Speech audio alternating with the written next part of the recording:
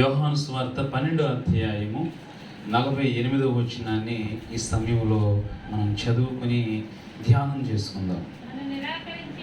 నన్ను నిరాకరించి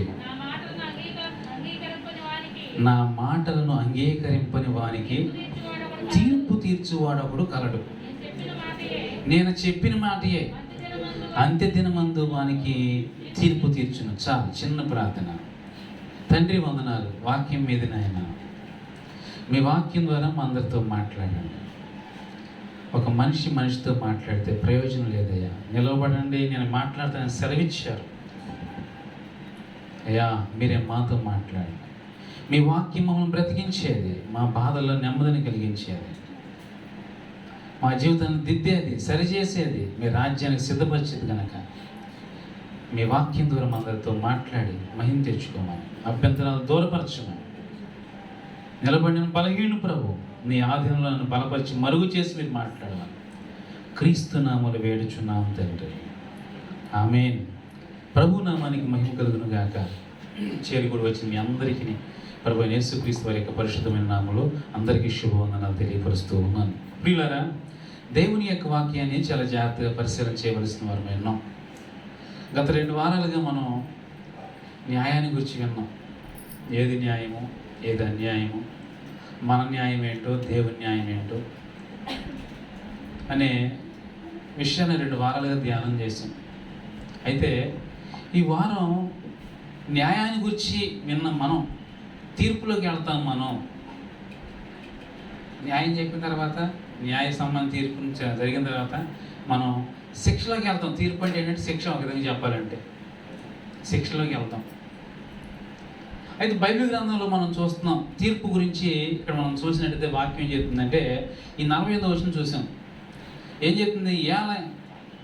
నన్ను నిరాకరించి నా మాటలను అంగీకరింపని వానికి తీర్పు తీర్చువాడు ఒకడు గలడు. నేను చెప్పిన మాటయే అంత్యదినమున వానికి తీర్పు తీర్చు. ఎన్నో విషయాలు మనకు తెలియజేయబడతా ఉన్నాయి, చెప్పబడతా ఉన్నాయి, నేర్పబడతా ఉన్నాయి, హెచ్చరిక చేయబడతా ఉన్నాయి. వాటిని మనం అవగాహన చేసుకోవాలి. అది లేనప్పుడు ఏమవుతుందంటే, మాస్టర్ చెప్తాడు చదువుకురామని, చేయలేదనుకో వాడికి తీర్పు జరుగుద్ది. ఎలా? స్టిక్తో జరుగుద్ది. అండ్ శిక్ష అది. ఒక దొంగ ఉన్నాడు, అతనికి కౌన్సిలింగ్ ఇస్తారు. నువ్వు ఇలాగే చేస్తే ఈసారి మాత్రం చాలా జరగడానికి తీవ్ర పరిణామం ఎదుర్కోవాల్సిన పరిస్థితి వస్తుందని చెప్తారు. అవసరమైతే భయంకరమైన శిక్ష ఉంటుంది. అలాగే ప్రభువు కూడా మన గురించి ఒక్కసారి శిక్షలో పంపించడానికి చూడట్లేదు. మనం కొన్ని విషయాలు తెలియజేస్తున్నాడు. ఎలా ఉండాలి, ఎలా ఉండకూడదు, ఎలా జీవించాలి, ఎలా జీవించకూడదు, ఏది చేస్తే మనకు మంచిది, ఏది చేయకూడదు అనే విషయాలు, మంచి చెడులు తెలియచేసి మనకు తెలియపరిచి, ఎన్నో రకాలుగా విసిద్ధపరిచి, ఎలా ఉంటే మేలో, ఎలా ఉంటే కీడో అనే విషయాన్ని మనకు బోధన చేసి, తదుపరి ప్రభు అన్నాడు, మీకు తీర్పు తీర్చుకోవడం ఒకడు కలడు. ఎప్పుడు ఆ తీర్పు అంటే ప్రియమైన దేవుని బిడ్డలారా, ఎప్పుడండి? ఆయన మాటను ఎవరికి తీర్పు అంటే, ఆయన మాటను అంగీకరించిన వారికి తీర్పు, మాటను నిరాకరించి తోసివేసే వాళ్ళకి తీర్పు అంట. శిక్ష తీర్పు అంటే. తీర్పు అంటే ఏంటి? తీర్పు అంటే ఏంటి? ఒక వ్యాజ్యంలో న్యాయమూర్తి ఇద్దరు వ్యక్తుల యొక్క సమస్యను పరిష్కరించి తెలియజెప్పేదే తీర్పు. అలాగే సంఘము యేసు ప్రభు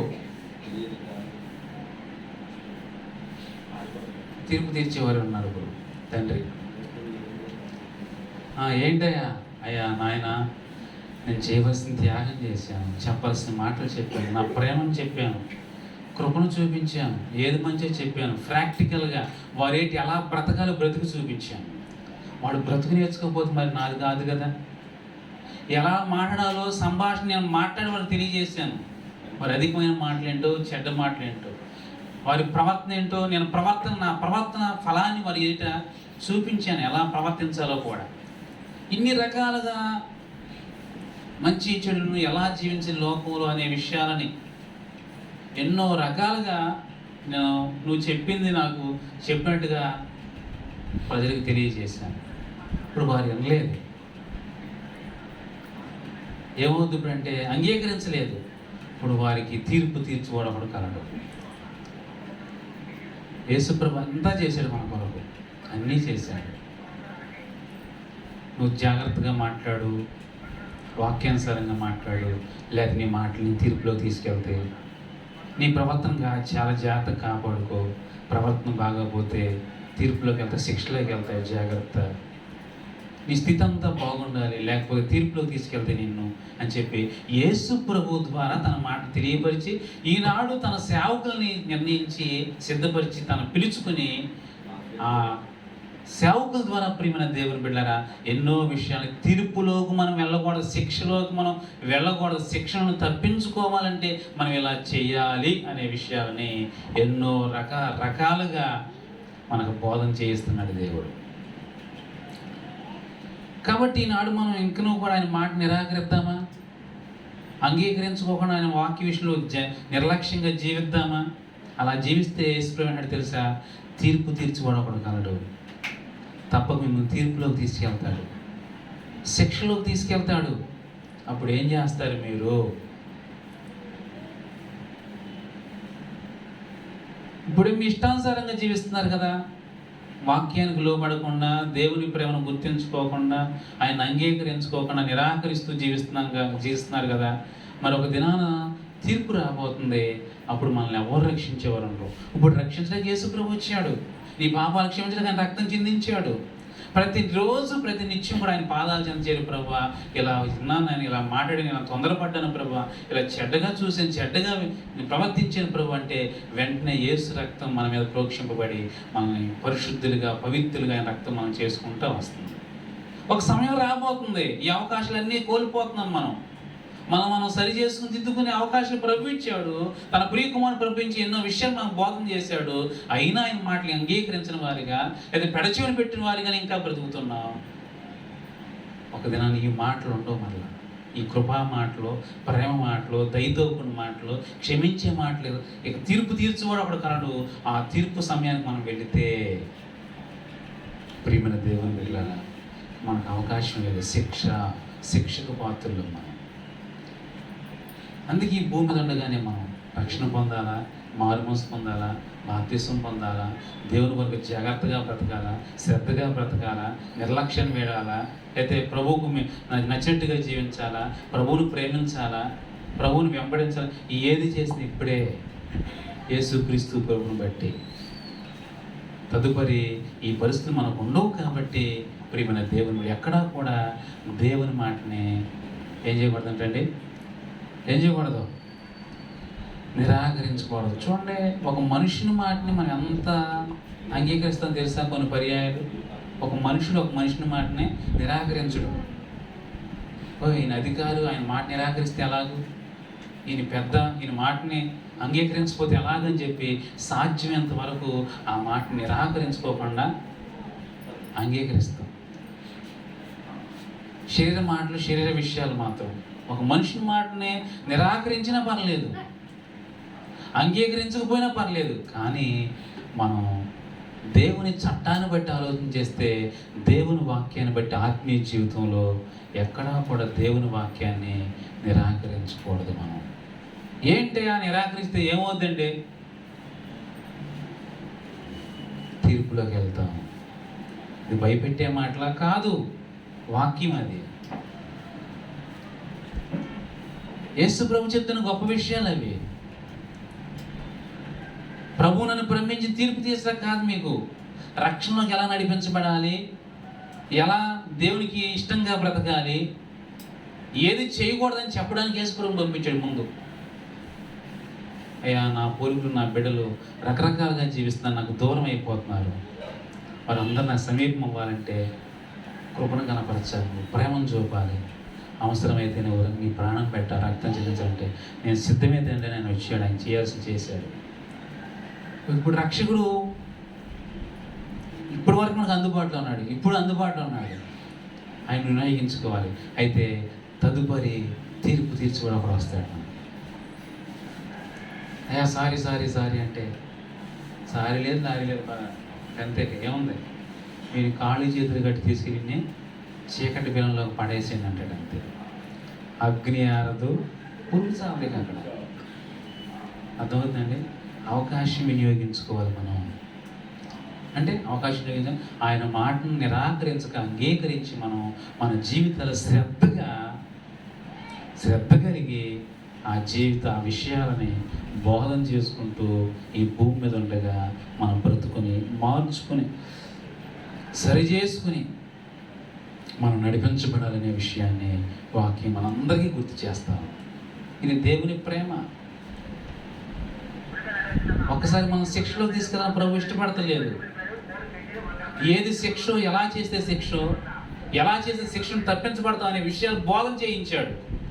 ఆ బోధని మన బ్రతుకులో ధ్యానం చేయకపోతే, కనపరచకపోతే, ఈ బోధ మనలో బ్రతుకు కాకపోతే, మనలో ఒక బ్రతుకుగా కనిపించకపోతే, ఈ వాక్యం మనలో ఒక భాగంగా అనుసరణలో అది కనిపించకపోతే, ఒక దినాన మనకి శిక్ష ఉంది, తీర్పు ఉంది అనే విషయాన్ని ప్రభు తెలియజేస్తున్నాడు.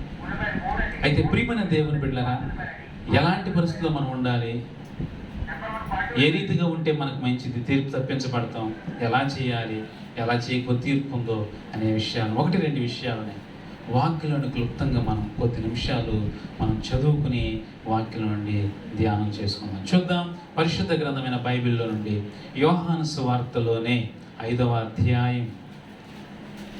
ప్రియమైన దేవుని బిడ్డలారా, పేజీ నెంబర్ 83వ పేజీ, క్రొత్త నిబంధన గ్రంథములో 5వ అధ్యాయము 24వ వచనాన్ని మనం క్షమించండి, 84వ పేజీ, 5వ అధ్యాయం 24వ వచనం చదువుకుందాం. చదవండి. నా మాట విని నన్ను పంపిన వాని యందు విశ్వాసం ఉంచువాడు నిత్య జీవం గలవాడు. వాడు తీర్పులోనికి రాక మరణంలో నుండి జీవంలోనికి దాటి ఉన్నాడని మీతో నిశ్చయంగా చెప్పుచున్నాను. చాలా జాగ్రత్తగా గమనించాలి. ఏం చేస్తే తీర్పులోకి మనం వెళ్ళాం, తీర్పును తప్పించబడతాం, తీర్పును దాటిపోతాం అనే విషయాన్ని మనం ఆలోచన చేసినట్లయితే ప్రియమైన దేవుని బిడ్డలారా, తీర్పును తప్పించబడాలంటే ఇప్పుడు ఏం చేయాలి అండి? ఏం చేయాలి? తీర్పును తప్పించబడాలి లోపల లంచం పెట్టాలి. లంచం పెట్టినట్టే ఏంటి ఆడికి వెళ్తాడు, అప్పుడు గ్యారెంటీ ఇసిరేస్తానండి అనుకుందాం. గెలుతాను, నువ్వే గెలుతావు, నీకే తీర్పు, నీకే న్యాయం జరిగింది. అలాంటి పరిస్థితులు లోకంలో ఉండొచ్చు, కానీ దేవుని దగ్గర న్యాయమైన తీర్పు జరుగుతుంది. మోసపోయే తీర్పులు దేవుని దగ్గర లేవు ఏంటి? నిత్య జీవాన్ని ఇచ్చే తీర్పులంట, నిశ్చలమైన తీర్పు ప్రభు దగ్గర ఉంది.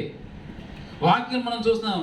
నా మాట విని నన్ను పంపిన వాని యందు విశ్వాసం ఉంచువాడు నిత్య జీవం గలవాడు, వాడు తీర్పులోనికి రాక.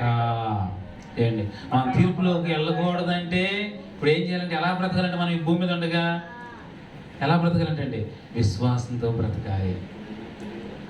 అండి, విశ్వాసం ఉందా మనలో?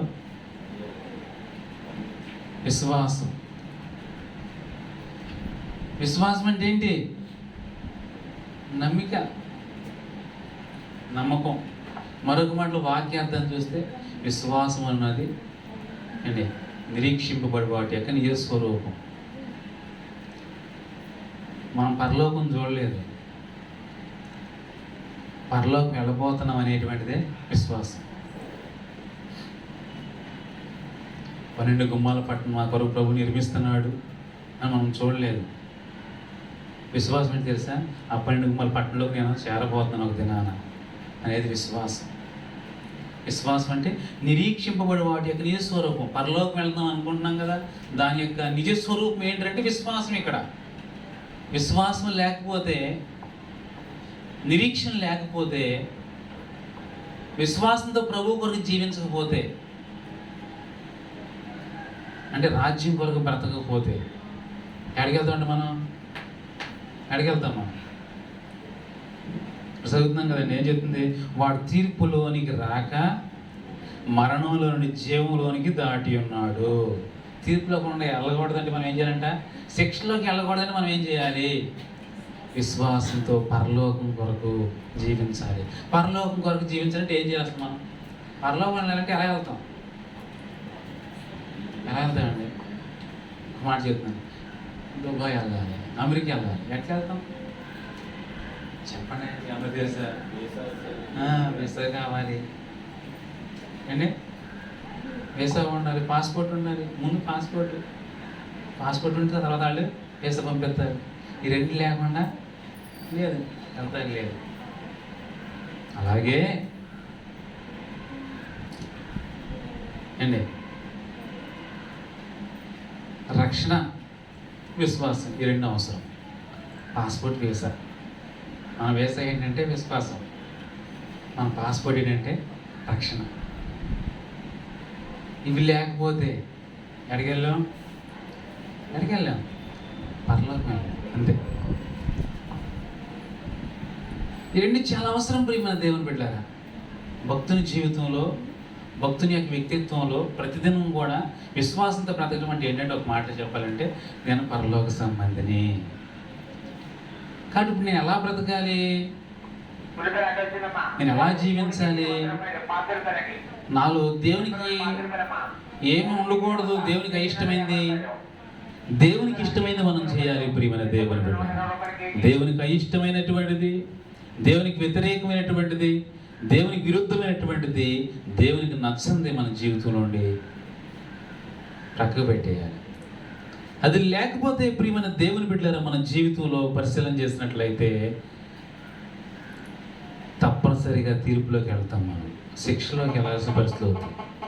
శిక్ష నుండి మనం తప్పించబడాలి అంటే వాక్యం చెప్తూ ఉంది ప్రియమైన దేవుని బిడ్డలారా, శిక్ష నుండి మనం తప్పించబడాలి అంటే విశ్వాసంతో మన జీవితాన్ని భూమి మీద ఉండగా దేవుని రాజ్యం కొరకై మన ప్రణాళికల్ని సిద్ధపరచుకుంటూ ఉండాలి. నన్ను ప్రభువు కోరుకున్నాడు, ప్రభు నన్ను ఎన్నుకున్నాడు, ప్రభు నన్ను ఏర్పరచుకున్నాడు, ఈ లోకవాసిని నన్ను పరలోకవాసిగా చేసుకోవడానికి నన్ను రక్షించుకున్నాడు, రక్షణ ఇవ్వాలనుకున్నాడు, నాపై కృప చూపించాడు. అందునిమిత్తం ఆయన తన కొరకు తన కలువరి శిలువలో ప్రాణం పెట్టాడు నా కొరకు. కాబట్టి నేను ఆయన సొత్తు అయిపోయాను, ఆయన నన్ను కొనుక్కున్నాడు, ఆయన బిడ్డగా నేను జీవించాలి. నా ఆశలు దేవుని యొక్క వాక్యానుసారంగా ఉండాలి, నా మాటలు దేవుని వాక్యానికి అనుగుణంగా ఉండాలి, నా ఇష్టాలు దేవునికి నచ్చినవిగా కనిపించాలి అనే ప్రణాళికలతో మనం బేస్ అయ్యాలి. గత పరిస్థితుల్లో మనం చూస్తే మనకు కొన్ని ఆశలు ఉండేవి. త్రాగుడు, జోదము, ఇలాంటివి చెడ్డవి, దొంగతనము, మోసము, ఇలాంటి ఎన్నో దోషులు, ఎన్నో రకాల విధానాలు ఉండే ఆశలు. కానీ ప్రభువుని అంగీకరించిన తర్వాత మన జీవితంలో ఆ జీవంలోనికి మనం దాటాలి అంటే, ఆ తీర్పులో నుండి మనం మరణంలో నుండి జీవంలోకి మనం వెళ్ళాలంటే, ఆ తీర్పు మనం తప్పించుకోవాలంటే ఈ భూమి మీద ఉండగా విశ్వాసంతో మన జీవితాలు కొనసాగించాలి. విశ్వాసం చాలా ప్రాముఖ్యం.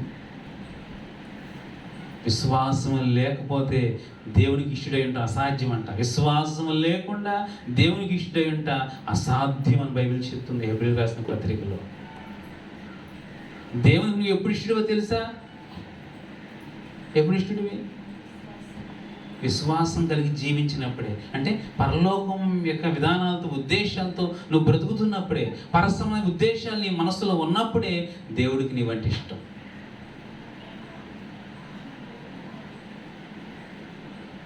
ఈ భూమి మీద ఇష్టాలు ఉంటాయి, అవి పరిమితి కలిగినటువంటివి.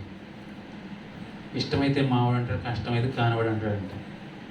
ఈ లోకం అలా బేస్ అయింది. దేవుని యొక్క ఇష్టాలు ఎలాంటి అంటే వారు వీరి అనిమితం లేదు, భేదాభిప్రాయాలు లేదు. విశ్వాసం కలిగి ఉన్న ప్రతి ఒక్కరూ కూడా దేవుడికి ఇష్టలే. ఎరుప నలుప, జాతి భేదం లేదు, మత భేదం లేదు, కులమతం, ఇలాంటి పరిస్థితులు ఏమీ లేవు. ప్రభువుకి విశ్వాసం, ప్రభు అయిన యేసునందు విశ్వాసం ఉంచుము, నువ్వు రక్షించబడతావు అని బైబిల్ చెప్తూ ఉంది. కాబట్టి ప్రియమైన దేవుని బిడ్డలారా, మన జీవిత అనుభవాలు తీర్పులోనికి రాక మరణంలోని జీవంలోనికి దాటాలి అంటే విశ్వాసం చాలా ప్రాముఖ్యమైనది. చూడండి, యోహాను సువార్తలో 3వ అధ్యాయము 18వ వచనం చూడండి. ఒక 2 పేరు ప్రకృతి. ఆయన యందు విశ్వాసం ఉంచువానికి తీర్పు తీర్చబడదు. విశ్వసింపనివాడు దేవుని అద్వితీయ కుమారుని నామందు విశ్వాసం ఉంచలేదు కనుక వానికి ఇంతకు మునిపే తీర్పు తీర్చబడిను. ఏమండి, చాలా జాగ్రత్తగా గమనించాలి. విశ్వాసం ఉంచిన వానికి ఏముందంటండి? ఆయన యందు విశ్వాసం ఉంచిన వారికి తీర్పు తీర్చబడదు.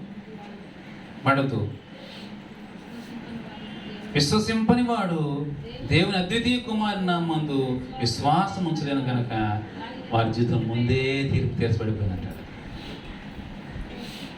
కాబట్టి ప్రియమైన దేవుని బిడ్డలారా, మన జీవితాల్లో ఆయన యందు విశ్వాసం అనేది మన జీవితం చాలా అవసరం.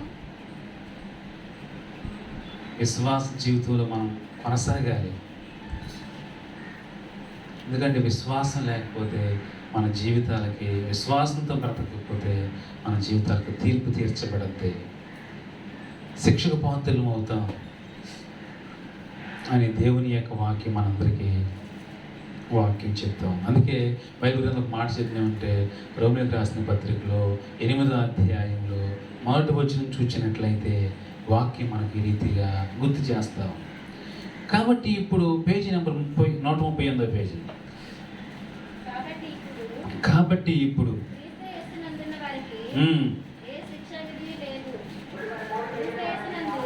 చాలు ప్రేమ దేవుడు ఏమని చెప్తుంది? క్రీస్తు యేసునందున్న వారికి ఏ శిక్షా విధియు అంటే ఏంటి? క్రీస్తు నందు అంటే ఏంటి?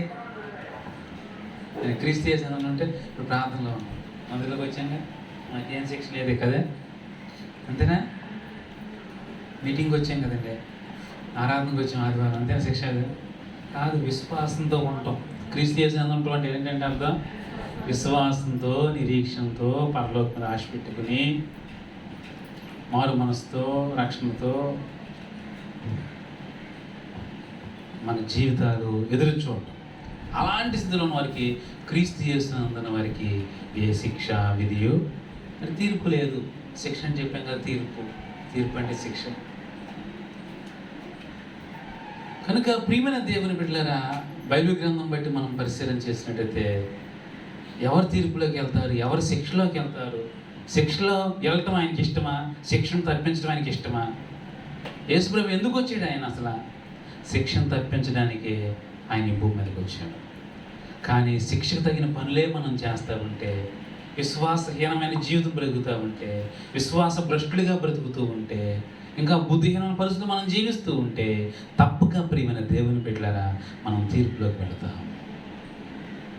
అందుకే క్రీస్తునందున్న జీవితం మనకు కావాలి. విశ్వాసము, నిరీక్షణ, ఆత్మీయత, దేవునికి తగిన జీవితం, వాక్యానుసారమైన అనుభవం ఈనాడు మనం ఎప్పుడైతే కలిగి ఉండగలుగుతామో మనం తప్పనిసరిగా ఆ శిక్షను తప్పించబడతాం. ఏ శిక్షా విధి వారికి లేదు, క్రీస్తు యేసునందున్న వారికి. కనుక మరి క్రీస్తునందు ఉంటావా?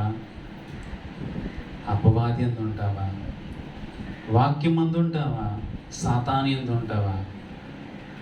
ఎవరి యందుంటే ఏమిటో అనేది ప్రభువు చెప్తున్నాడు. క్రీస్తునందున్న వారిలో విశ్వాసం ఉంటుంది, నిరీక్షణ ఉంటుంది, ఆత్మీయత ఉంటుంది, పరసంబంధమైన ధ్యాస ఉంటుంది, ఆలోచనలు ఉంటాయి. క్రీస్తునందు లేని వానికి ఈలోక విధంగా భూసంబంధ ఆశలు ఉంటాయి, భూసంబంధ ఉద్దేశాలు ఉంటాయి, భూసంబంధ మనస్సు ఉంటుంది. రకరకాల సాతాను యొక్క వ్యాపకాలతో నిమగ్నమైపోయి వాళ్ళు మన ఇష్టానుసారంగా జీవించడానికి, అంటే ఒక చెప్పండి, భయభక్తులు ఉండవు, ఎవరి భయం ఉండదు. అపవాది యందు ఉన్న వాడికి ఎవరి భయం ఉండదు. మా నాన్న తిడతాడేమో, మా అమ్మ తిడతాడేమో, చదవకపోతే మాస్టర్ కొడతాడేమో, ఏముండదు. అపవాది యందు ఉన్న వాడికి విచ్చలు మీదే అవసరం ఎదురు చెప్దాం మా నాన్నకి మా అమ్మకి. అవసరమైతే ఏదో రకరకాలుగా ప్రియమైనది ఆలోచనతో అపవాది ఉన్న వారి జీవితం రకరకాలుగా ఉంటుంది. కాబట్టి ప్రియమైన దేవుని బిడ్డలారా, క్రీస్తు యేసునందున్న జీవితము శిక్షను తప్పించబడదు, భయభక్తులతో ఉంటుంది, ఆధ్యాత్మిక కోణంలో ఉంటుంది, బుద్ధి కలిగి ఉంటుంది, పేరు తెచ్చుకునేలా ఉంటుంది, పేరు పొందేలా ఉంటుంది, ఆశీర్వదించబడే పరిస్థితులు, దేవుని ద్వారా మేలు పొందే పరిస్థితులు, దేవుని కృప నిలిచేదిగా ఉంటుంది. అది లేనప్పుడు ప్రియమైన దేవుని బిడ్డ మన జీవితాలు ఎన్నో వ్యాపకాలతో అపవాది యందు ఉన్న విషయాలని వాక్యం గుర్తు చేస్తా ఉంది. అందుకే నన్ను నిరాకరించి నా మాటలు అంగీకరింపడానికి తీర్పు తీర్చబడబడు కలడు. తీర్పును తీర్చకముందే, తీర్పులోకి నువ్వు రాకముందే తప్పించబడాలంటే ఏం చేయాలంట? ఆయన కుమారి అందు విశ్వాసం ఉంచువానికి ఏం లేదంటండి, ఏం లేదు.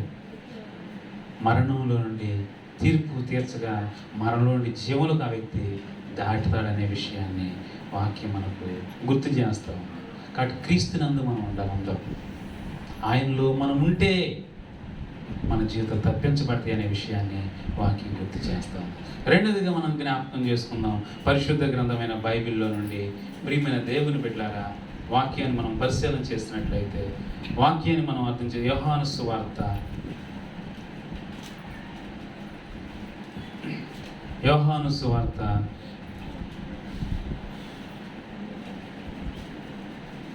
7వ అధ్యాయము 24వ వచనం చదువుకుందాం. యోహాను సువార్త 7వ అధ్యాయము 24వ వచనం మనం చదువుకుందాం. వెలుచూపును బట్టి తీర్పు తీర్చగా న్యాయమైన తీర్పు తీర్చగలము. చాలా జాగ్రత్తగా గమనించాలి. దేవుని తీర్పు, మనిషి తీర్పు అనేది ప్రియమైన దేవుని బిడ్డలను మనం గమనించాలి. ఇందులో మనం వాక్యలో చదువుకున్నాం. ఉత్తర ప్రత్యుత్తరాలు ఎన్నో అధ్యాయం చదివేవాడ ఎలా గుర్తుందా? 96 అధ్యాయం చదివాం. అంటే ముందున్న వాళ్ళు ఏంటంటే ఫస్ట్ ఆరాధన అన్నారు, 2 ఆరాధన గుర్తొచ్చి ఉంటుంది. ఫస్ట్ ఇప్పుడు 2 ఆరాధనకు వచ్చిన చెప్పాలి. 96 అధ్యాయం చదివి చివరి వచ్చిన ఒకసారి చదవండి. అంటే దేవుని తీర్పు ఎలా ఉందనే దాని గురించి అక్కడ చివరి వచనంలో తెలియజేయబడుతుంది అనమాట. అందుకే నేను చదవమంటున్నాను. భూజనులకు తీర్పు తీర్చుటకై యెహోవా వేంచేయుచున్నాడు. న్యాయమును బట్టి లోకమునకును తన విశ్వాసతను బట్టి జనములకు ఆయన అండి న్యాయం బట్టి ఉంటుందంట. ఆయన విశ్వాసతను బట్టి ఉంటుందంట. ఆయన తీర్పు ఎలా ఉంటుందంటండి? ఆయన సిద్ధంగా ఉన్నాడంట తీర్పు తీర్చడానికి. మనం ఎలా ఉన్నాం మరి? న్యాయంగా ఉన్నామా, అన్యాయంగా ఉన్నామా? న్యాయ జీవితం ఉందా, అన్యాయ జీవితం ఉందా అనే దాన్ని బట్టి మనకు తీర్పు తీర్చబడుతుంది అనే విషయాన్ని వాక్యం అంటే ఇక్కడ గమనించినట్లయితే వెలుచూపుని బట్టి తీర్పు తీర్చగా చెప్తుంది. అండ్ ఏం చదివాం? 24వ వచనంలో ఎలా తీర్పు తీర్చబడదంట? న్యాయమైన తీర్పు తీర్చడని బైబిల్ చెప్తాం. న్యాయమైన తీర్పు ఈ భూమి మీద కనిపించకపోవచ్చేమో, కానీ దేవుని దగ్గర న్యాయమైన తీర్పు మనకు దొరుకుతుంది. స్వార్థపూరితమైన, అన్యాయ సంబంధమైన, అక్రమ సంబంధమైన, కలిపి చెరిపే తీర్పు సంబంధం జీవితాలు ఒకవేళ ఈ భూమి మీద ఉంటే ఉండొచ్చేమో, కానీ దేవుని దగ్గర న్యాయమైన తీర్పు ఉంది. కాబట్టి మన జీవితంలో ప్రియమైన దేవుని బిడ్డలారా, దేవుని ఏటి మనం ఎలా ఉండాలంటే ఆయన న్యాయంతో తీర్పు తీర్చేవాడు కాబట్టి ఆ ఏటి మనందరం కూడా వాక్యానుసారంగా మన జీవితాలు కనిపించాలి. ఎలా ఉండాలండి? వాక్యం విధితో. చూడండి, ఒక మాట చూడండి. యెషయా గ్రంథం 11వ అధ్యాయం 4వ వచనం చూద్దాం మనకు అర్థం కావడానికి. యెషయా గ్రంథం 11వ అధ్యాయం 4వ వచనం. యెహోవా భయము కంటి చూపును బట్టి అతడు తీర్పు తీర్చడు. తాను వినిన దాన్ని బట్టి విమర్శ చేయడు. నీతిని బట్టి పేదలకు తీర్పు తీర్చును. భూనివాసులలో దీనులైన వారికి యథార్థముగా విమర్శ చేయును. తన వాగ్దండము చేత లోకమును కొట్టును. చాలా జాగ్రత్తగా గమనించినట్లయితే ఏంటి, నీతిని బట్టి ఆయన తీర్పు తీస్తాడు. అర్థమవుతుంది? నీతి అంటే ఏంటి? చాలా పర్యాలు అంటాం వాక్యాలను మనం. ఏంటో నీతి అంటే ఏంటి? నీతి అంటే ఏంటండి? అబ్రహాం దేవుని నమ్మాను, అది అతనికి ఎలా అనిపించింది? నీతికి ఎంచమని అంటాను. నీతి అంటే బైబిల్ బట్టి చెప్పమంటున్నా నేను. నమ్మటం నీతి అంటే. దేవుని యందు నమ్మికే నీతి. విశ్వాసమైన జీవితమే నీతి. కాబట్టి ప్రియమైన దేవుని బిడ్డలారా, వాక్యాన్ని మనం పరిశీలన చేసినట్టయితే వెలుచూపుని బట్టి ఆయన తీర్పు తీర్చడంట, నీతిని బట్టి తీర్పు తీర్చాడంట ఆయన. నీ విశ్వాసతను బట్టి, నీ ఆత్మీయతను బట్టి, నీ భక్తి జీవితం బట్టి, భక్తిలో ఉన్న వేషధారణ ఎంత, నిజం ఎంత, నటన ఎంత, యథార్థత ఎంత. ఆయనకు స్వార్థం లేదు. ప్రభువుకి అందరికీ పిల్లలే. తన మన ఆయనకి లేదు. అందరి కొరకు రక్తం చెందించాడు. నేను అవునా కదా? ఒకరి కొరకు నేను చేయించేనా? అందరి కొరకు రక్తం చెందించాడు. యేసుక్రీస్తు అందరికీ ప్రభు అన్నాడు. అండి, ఆయన అందరికీ ఉపకారం అన్నాడు. బైబిల్లో ఉన్న మాటలు చెప్తున్నాను. కాబట్టి అందరు తనవారే. అయితే ఎలా తీర్పు తీస్తాడు ఆయన? నీతిని బట్టే తీర్పు తీస్తాడు. ఈ నావాడు కాదు, వీడు మనోడు కాదు, వీడు తనోడు పరాయోడు, ఇది కాదు దేవుడికి కావాల్సింది. వాక్య నీతి ఏంటి? ఇతనిలో వాక్య నీతి ఎంత, విశ్వాస జీవితం ఎంత, దీన్ని బట్టి తీర్పు, నీతిని బట్టి తీర్పు తీర్చువాడు ఆయన. కాబట్టి ప్రియమైన దేవుని వల్ల ఆత్మీయ జీవితంలో మన జీవితాలు ప్రత్యేకమైన సాక్ష్యాన్ని కలిగి ఉండాలి. తీర్పులోకి వెళ్ళబోతున్నాం మనం. కాబట్టి మన జీవితాలు విశ్వాస సంబంధమైన నీతితో, వాక్యానుసరమైన నీతితో మన జీవితాలని బలపరుచుకోవాల్సిన ఆవశ్యకత మనపై ఎంతైనా ఉన్నదనే విషయాన్ని వాక్యం చెప్తూ ఉంది. యోహాను సువార్త 8:15 ఒక మాట చెప్తుంది ఏంటంటే, మీరు శరీరాన్ని బట్టి తీర్పు తీర్చొద్దు అంటున్నాడు. తెలుసా? అంటే శరీరాన్ని బట్టి అంటే ధనవంతుడా, భేదవాడా, ఇతనికి ఏమున్నాయి, ఏం లేదు, చదువుకున్నవాడా, చదువులేనివాడా. ఏంటి 8:15 చదవవసరం లేదు. కానీ యోహాను సువార్తలో ఇతని క్వాలిఫికేషన్ ఏంటి, అసలు క్వాలిఫికేషన్ ఉన్నాయా లేవా, జ్ఞాన అజ్ఞాన, పలుకుబడి ఉందా లేదా, దీన్ని బట్టి తీర్పు తీర్చకూడదంట. ప్రభు దగ్గర అలాంటి తీర్పులు లేవు. ఎలాంటి తీర్పు ఉంది ఆయన దగ్గర? ఎలాంటి తీర్పు ఉంది ఆయన దగ్గర? మంచి తీర్పు ఉంది. నీతిని బట్టే తీర్పు తీరుస్తాడు. మనుషుని బట్టి తీర్పు తీర్చడు ఆయన. కొంతమంది ముఖాలను చూసి తీర్పు తీరుస్తాడు కాదు. దేవుడు మన అంతరంగాన్ని చూసి తీర్పు తీరుస్తాడు. అంతరంగంలో ఎలాంటి వ్యక్తివి నీవు? పైకి అందరూ మంచివాళ్ళు కదా అండి, అందరూ మంచివాళ్ళే, అందరూ వేసే అంటాం. అప్పుడు అందరి చేతిలో బైబిలే ఉంది. అందరూ ప్రార్థన అంటున్నాం, అందరూ వేసేస్తూ హల్లెలూయా అంటున్నాం, అందరూ అంటున్నాం. మరి ఏంటి ఏంటి అంతరంగం చెప్పాలి కదా మాట. అవునా? అంతరంగంలో అది ఉందా నిజంగానే? అది ప్రభువు కావాల్సింది. పైన మంచివాడమే, అంతరంగంలో మంచి ఉందా లేదా? పైకి నీతిగా కనిపిస్తున్నాం, అంతరంగంలో నీతి ఉందా లేదా? పైకి న్యాయవంతులం కనిపిస్తున్నాం, అంతరంగంలో న్యాయం ఉందా లేదా? ప్రభు దాన్ని బట్టి తీర్పు తెచ్చుకోవాలి.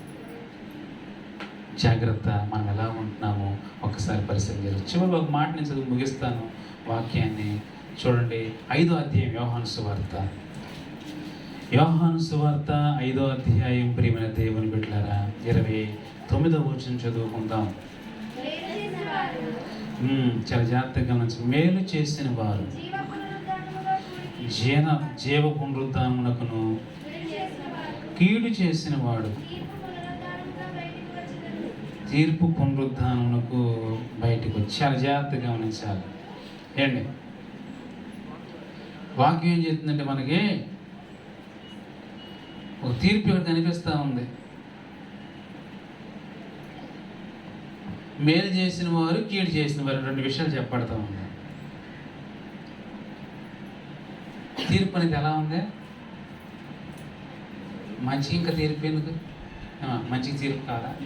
మేలుకి తీర్పు కావాలా? అవసరం లేదు. దేనికి కావాలి తీర్పు? కీడుకి కావాలి. సత్యానికి తీర్పు కావాలా? అవసరం లేదు. దేనికి కావాలి? అబద్ధానికి కావాలి. న్యాయానికి అవసరం లేదు, మోసానికి కావాలి తీర్పు. ప్రభు అదే చెప్తున్నాడు. మేలు కీడు వీటి రెండింటికి తీర్పు జరగబోతా ఉంది. పునరుద్ధానం అవుతారంట. దేనికంటే మేలు చేయువారు తీర్పు పునరుద్ధానానికి, కీడు చేయువారు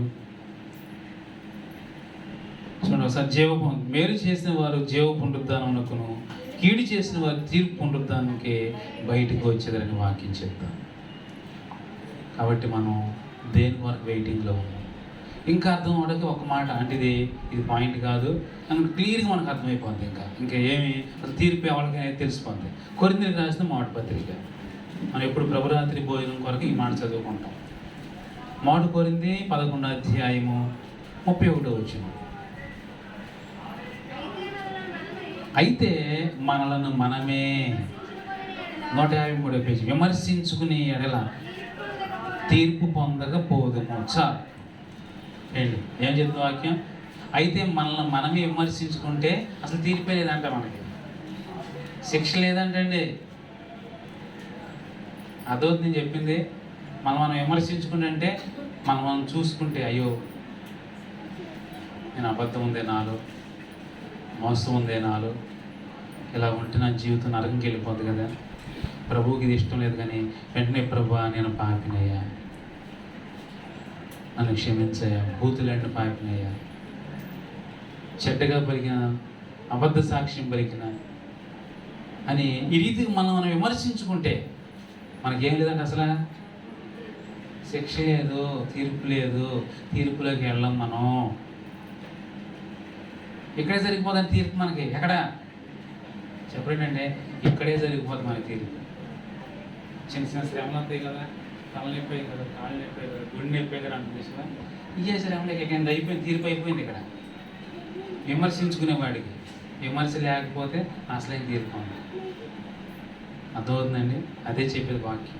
మనల్ని మనమే విమర్శించుకున్న ఎడల మనం తీర్పు పొందకపోదుము. మనకు తీర్పు లేదేక, మనకు కాదు తీర్పు. అది విమర్శ లేకుండా నేను బాగానే ఉన్నాను, నేను చక్కగానే ఉన్నాను, నాకేంటి అటు చెప్పి ఇటు చెప్పేది, నేను చక్కగానే ఉన్నాను అని చెప్పాను. ఎవరికంటే నిజంగా మనకి తీర్పు ఉండదు వారికి. కాబట్టి ఈ సమయంలో ఎలా ఉన్నామో మనం విమర్శించుకుంటే తీర్పులో అంటే జీవంలోకి వెళ్ళిపోతాం మనం. కనుక ఈ సమయంలో ఎలా ఉన్నామో పరిశీలన చేసుకున్నాం. ఎందుకంటే వాక్యం చెప్తుంది, నన్ను అంగీకరింపక నన్ను నిరాకరించే వారికి నా మాటలని తీర్పు తీర్చేవాడు ఒకడు కలడు. అంతేదిన మనం తీర్పు తీర్చున్నాం.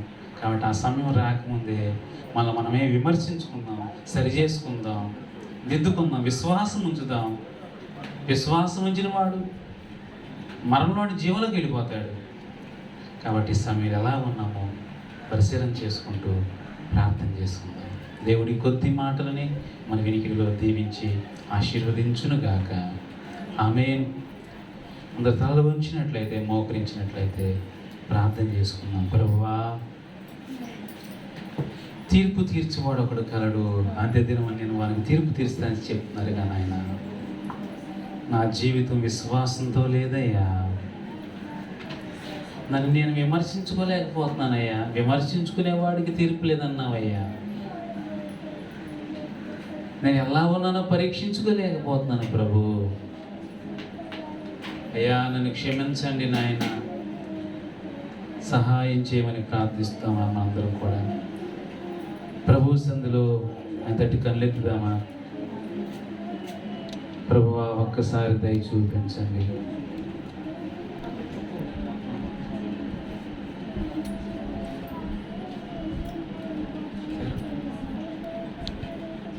ప్రభువా ఒక్కసారి దయ చూపండి. తీర్పును తప్పించే దేవుడు నీవేగా ప్రభు. అయ్యా నాలో ఇంకా దోషం ఉందయ్యా, లోపం ఉందయ్యా, అవిధేయతలు ఉన్నాయి, పొరపాట్లు ఉన్నాయి. నన్ను క్షమించండి ప్రభు అని ప్రార్థన చేద్దాం. చిన్న ప్రార్థన ప్రేరేపించబడి ఒకరు వాక్యం కొరకు చిన్న ప్రార్థన చేద్దాం. వేడుకుందాం ప్రభువుని. మనం ఎలా ఉన్నామో దిద్దుకున్నాం ఒకసారి. ప్రభువు నమ్మదగిన వాడు, నీతిమంతుడైన దేవుడు, మన మరణంలోని జీవంలోకి దాటించేవాడు ఆయన. తీర్పు తీర్చువాడు మనకున్నాడు. న్యాయమైన తీర్పు తీరుస్తాడు, నీతిని బట్టి తీర్పు తీర్చువాడు ఆయన. అందుకే మనం విమర్శించుకోవాలి, విశ్వాసంతో, రక్షణతో ఆధ్యాత్మిక జీవితాన్ని కొనసాగించాలి. వాక్యం చెప్పిన కాదు. ప్రార్థన చేసుకుందాం. ప్రేరేపించడం ఒకరు ప్రార్థించండి. చిన్న ప్రార్థన.